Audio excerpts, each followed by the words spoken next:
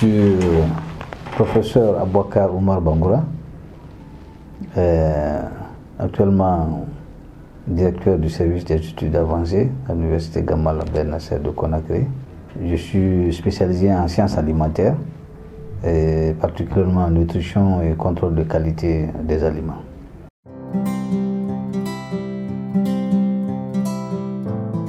Notre énergie, l'énergie que nous avons pour que le matin on se lève, on marche, on s'occupe d'autre chose, n'est-ce pas? C'est on tire dans les aliments, on ne tire pas ailleurs autre que dans les aliments que nous consommons. Imaginez si vous restez un jour, 2 jours sans manger, le 3e jour on vous dit de venir au bureau, vous ne pouvez pas vous déplacer.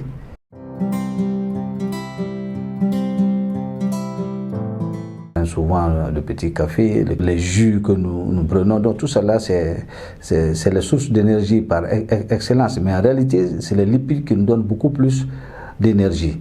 Maintenant, vous avez les protéines que vous allez trouver, les protéines et lipides dans les œufs, dans les poissons, la viande des poissons, la viande des poulets, donc vraiment, et la viande rouge. Donc, les trucs énergétiques, n'est-ce pas, sont dans les aliments gras en général, n'est-ce pas, les frites que les gens préparent, n'est-ce pas, c'est tous accompagnés comme on appelle, des acides gras. Je conseille avec les trucs un peu légers. Je vous dis par exemple la bouillie, qui vont vous donner un peu plus d'appétit après, n'est-ce pas? Et même le quinquelba que nous prenons chez nous, qui est retenu un peu chaud là, donc vous commencez par ça. Donc ça réveille vraiment les tissus de l'organisme. Après les prières, n'est-ce pas? Donc manger les nutriments, les aliments énergétiques qui apportent de l'énergie.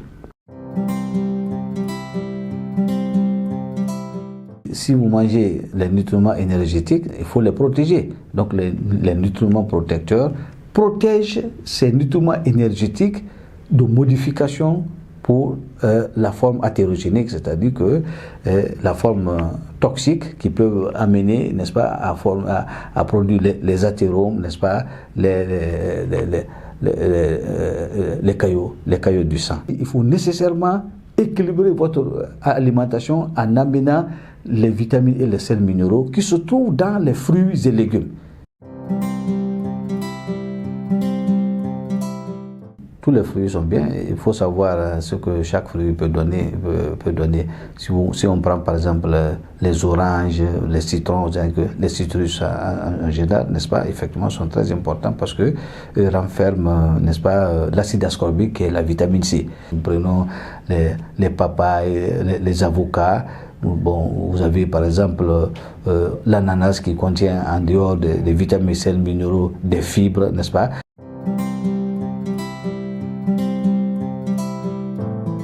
Il y a des légumes aussi qu'on ne doit pas négliger, n'est-ce pas? Comme par exemple les gombos, ils sont très nombreux, ils ont en dehors des vitamines et sels minéraux, ils renferment des fibres. Et les fibres aussi vont vous amener, n'est-ce pas, à réduire même le temps de transit, n'est-ce pas, du bol alimentaire. Parce qu'une fois que le temps de transit est élevé, c'est ce qui donne la chance à ces réactions d'oxydation au niveau des côlons pour vous amener au cancer de côlon, par exemple. Donc il faut que le temps de transit soit réduit et les fibres, n'est-ce pas, sont utiles pour nous, nous amènent à réduire le temps de transit. Donc ils vont nous amener, n'est-ce pas, à se protéger contre ces maladies non transmissibles dégénératives, toutes ces maladies.